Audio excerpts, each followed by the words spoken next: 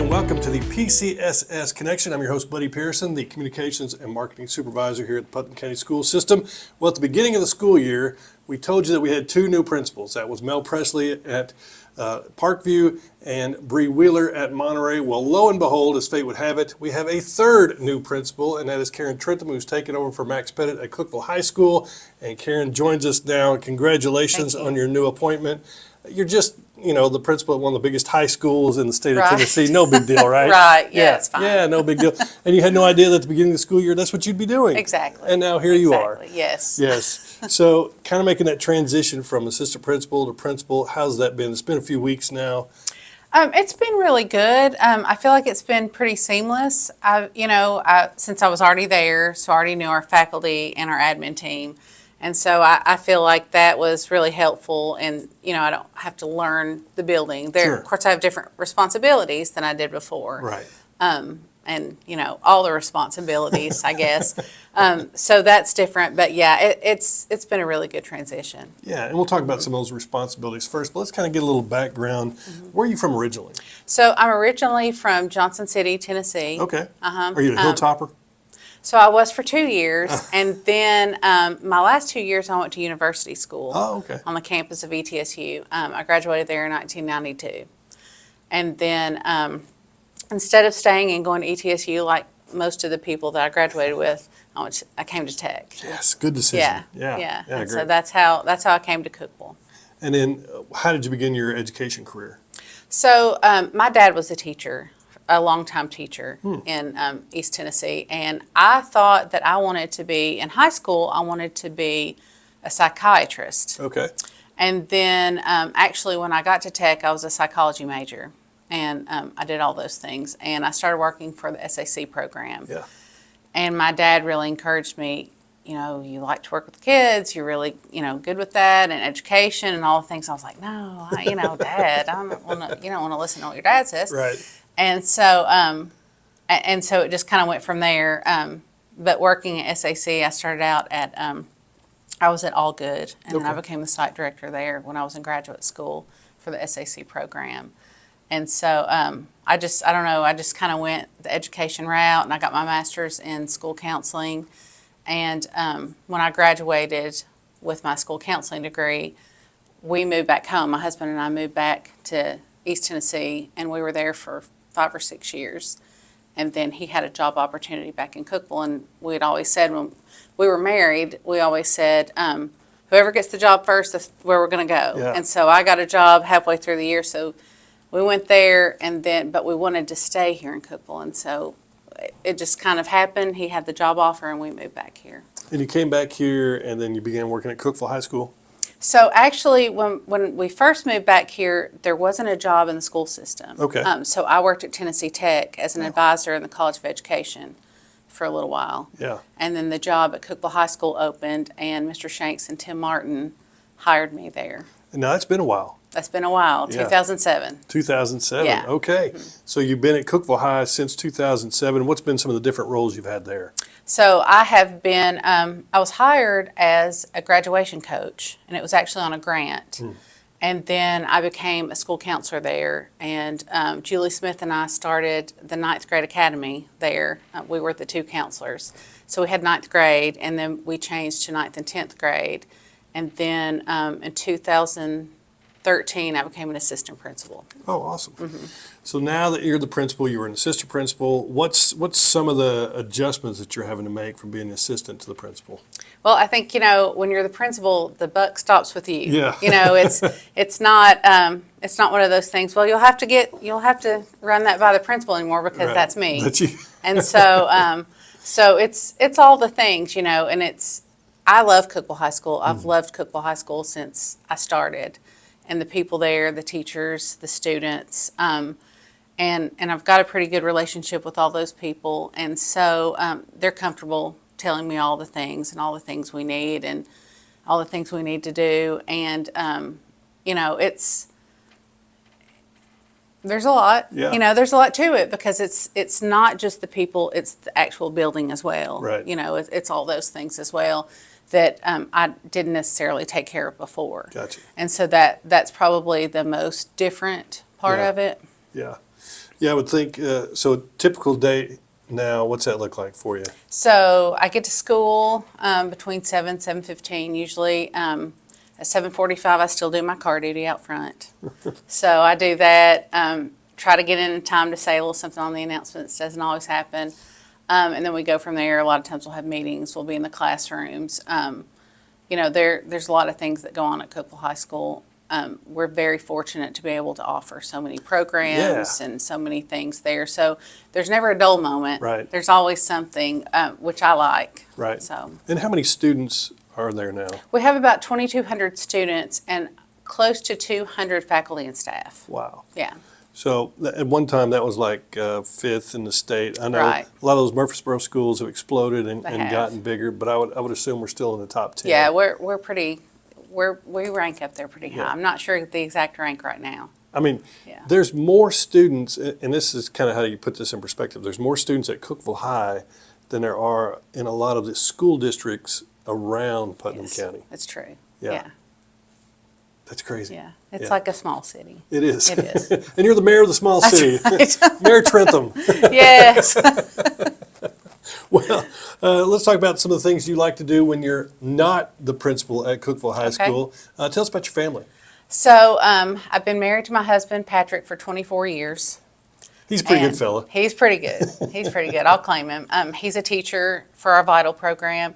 He also teaches adjunct for Nashville State, Ball State, and Motlow State. Oh, great. Yeah, so he does that as well. And then I have a daughter named Julie Beth, and she's a sixth grader at Allgood Middle School. Yeah, so you get you get that parent side of it Right. too, as well as being an administrator in a school. Right. So what's it like being the parent of a middle schooler?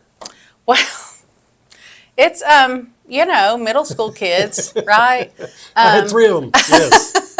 It's good. She's very active. Yeah. She's on the volleyball team, and then she also takes dance as well. She's in the chorus at Allgood as well, and she's a pretty good student. So Yeah, with All the both of her things. parents, in education, you'd want your kid to be a good yeah, student. yeah, you'd think so. academics come first with So us. I would think your schedule is probably pretty crazy with everything that's going on at Cookeville High, and you're probably obligated to be there for a lot of stuff. Right. And then your daughter also being involved in all the things that she is. Yeah, keeps the roads burning quite a bit. It does. Yeah. Yeah. That's how I like it. Yeah. So it's good. So now I know this has kind of been on an interim basis. What does the future look like? I mean, is this something you think you want to do on a full-time basis? Do you want to be the Yes, principal at Cookeville High? absolutely. Yeah. Absolutely. There's nowhere else I would rather be than Cookeville High School. My daughter will eventually be at Cookeville High Right. School. I would love to be there while she is there as well. I feel like I've grown up there Mm-hmm. almost. And so it's, although it's large, it's like family Yeah. for me. So, yeah. If you could wave a magic wand and say, okay, this is what I would like to see happen at Cookeville High School down the road, what do you think that would be? I just want us to continue in the direction we've been going. We've been on an upward swing, Yeah. and CTE program, athletics, academics, our fine arts department, everything, just to keep building on that Yeah. progress. Yeah. Well, I know last week we had a story about the culinary arts program, which is very good.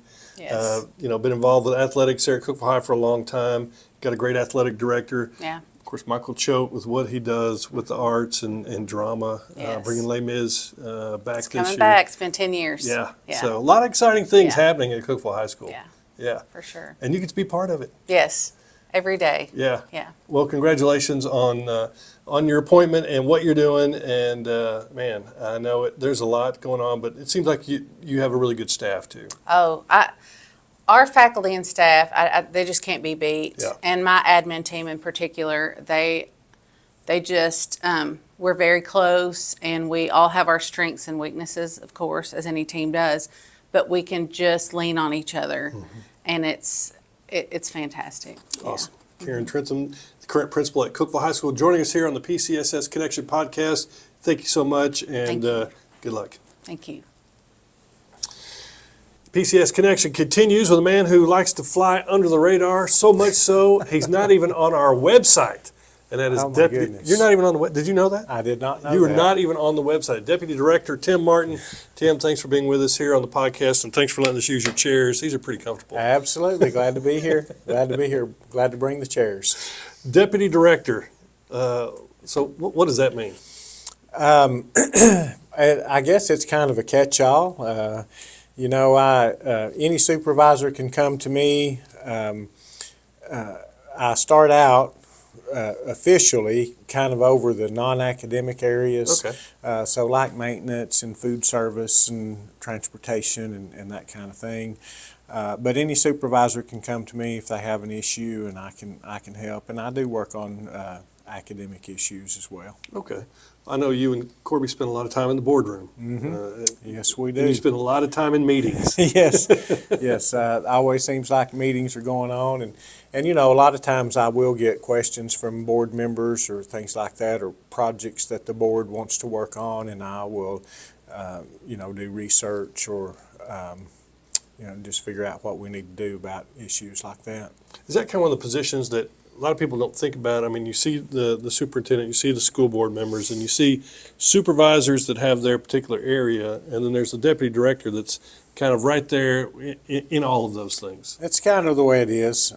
Like I say, it's a catch-all, and I'm really here to help in whatever capacity for all of the supervisors that are out there, and things that in a school system our size, people don't really understand this maybe, but in the Upper Cumberland here in our region, the next biggest school system is half our size. Yeah. So it's quite a bit different, and a lot of times our director is not available because of that and the things out there, and so I'm just that guy that people will call when there's a problem. Yeah, we were just talking with Karen Trentham when we were talking about her being the principal over a school that's bigger than most of the school districts around Putnam Yes, County. absolutely. So people don't realize how large that is. Well, let's kind of backtrack from the time you became deputy director. What have been your roles before leading up to this position? Well, this is my 32nd year in Putnam County. Really? Yes, so I started out as a teacher at old Cookeville Junior High. Okay. That was in 1992. From there, when the schools kind of split, so part of those teachers and students went to Cookeville High School, and then part stayed in Prescott Central Middle, and then part of us went to Avery Trace. Okay. So I went to Avery Trace. At that point in time, Avery Trace was only 7th and 8th grade. So we had Prescott and we had Avery Trace. 5th and 6th grade was Prescott. 7th and 8th grade was Avery Trace. After that, I was an assistant principal at Avery Trace. Then I was an assistant principal at Prescott, and again, that's Prescott Central, so that was different than the Prescott Middle. It's part of the we have tech now. campus now. Right, it's Yeah. part of Tech Campus now. I was an assistant principal at Cornerstone when it was a middle school. Right. Then I was an assistant principal at Cookeville High School, then principal at Allgood Middle School. After that, I was supervisor of middle schools, and then deputy director. Supervisor of middle schools, is that kind of the position that Bubba Winningham has now? It is. That includes high schools? His includes high schools. When I did it, they were separate. So I had middle schools, and Dr. Sharon Anderson had high schools. Gotcha. Yeah. And then how long have you been in deputy director? This is my 3rd year as deputy Okay. director. So what's an average day look like for a deputy director? Well, again, a lot of meetings, phone calls. I don't talk to too many parents as far as issues that they have, but occasionally I will have a parent phone call with an issue that I need to look at. And again, it could be anything from a problem with a school bus or a problem with on rare occasions, some kind of disciplinary issue or something like that. I could be going out to a school to look at a maintenance issue and get the maintenance supervisor involved with that.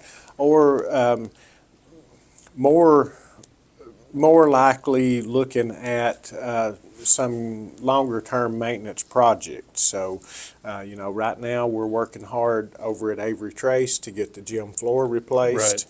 That's an old building, so we've run into some issues over there.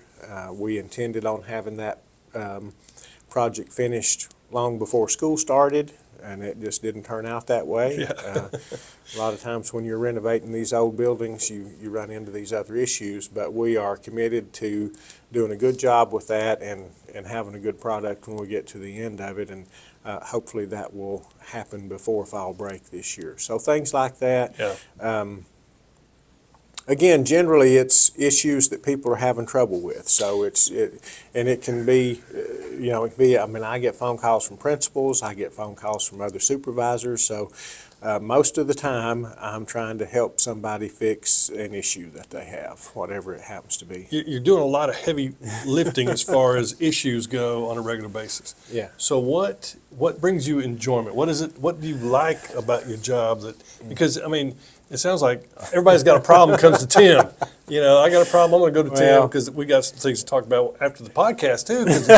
So now he breaks it to me. Now he breaks it to me. But yeah, so what is it that's enjoyable about the job? Well, it goes all the way back to when I was a teacher in the classroom. Not surprisingly, not every student looks forward to going to school every day. And so sometimes you have to work on things that you don't necessarily like to work on. And I always felt like that I could work with those kids and help them and, give them at least a portion of the day that they knew that they had somebody in class that was there for them, and I thought I was pretty successful with that. And then I started helping out other teachers. So even when I was a teacher in the classroom, I became a technology coach, and I helped other teachers when I first started teaching, there was no technology. We didn't have Every teacher didn't have a MacBook. We didn't have Promethean boards. Technology back then was the old projector that just projected on the wall, and you could write on it a little bit, and that kind of thing. We thought we were really good if we had a good pull-down map that we could, show the different countries, different states, and things like that. And so when we started to integrate technology into the schools, I became a technology coach, and I helped other teachers with that. And that's probably what really got me into administration to start with, and helping others. And I saw that in helping the teachers, I could help everybody that was in the school, because if I could make things better for them, then they could make things better for the kids in their class. And it kind of worked from there. All the way from being an assistant principal, and to now. So if I can assist a supervisor that can assist a principal, that can assist a teacher, then that still works its way down to the kids in the classroom, and that's what I like about it. That's awesome. Yeah, and we'll talk some more about education in a second. But let's talk a little bit about you. Tell us about your family. Well, I live actually in DeKalb County. When I first got married, I lived here in Putnam County. I've always worked here, and my wife is from DeKalb County. She's always worked in DeKalb County. She's not an educator. She works at a doctor's office.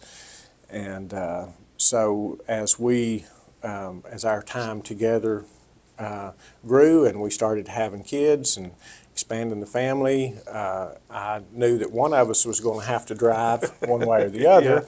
And, we determined that it would be me that would do the driving. So we moved, for various reasons, we moved back to DeKalb County, and I've driven up here ever since. And that's been for about the last 23 years. So I've been You're used to driving up for 56 and hitting the interstate. Very used to that. I have 3 kids. My oldest daughter is Haley.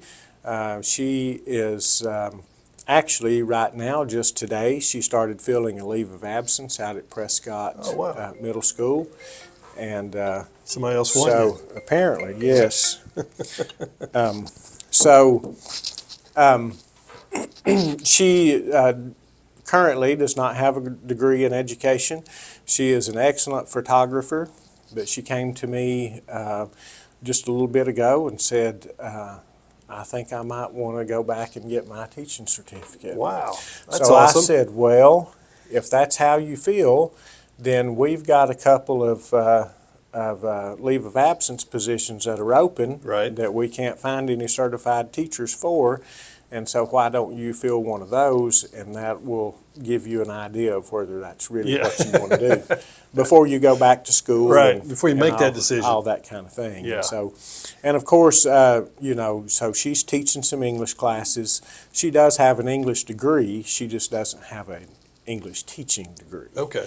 You know, so I think those kids will be in pretty good hands, and we'll see how she feels when she gets finished with that. Right. My middle son, my middle child is Raiden. Raiden is currently a senior at Tennessee Tech. He has his degree will be business marketing and management. And I have no idea what he's going to do when he gets. What that's going to lead to. I'm sure that he's that person who's never met a stranger. He's very comfortable standing up and speaking in public. When he was in high school, he was the state president for FBLA. So he's stood in front of some pretty big crowds and given speeches and things. And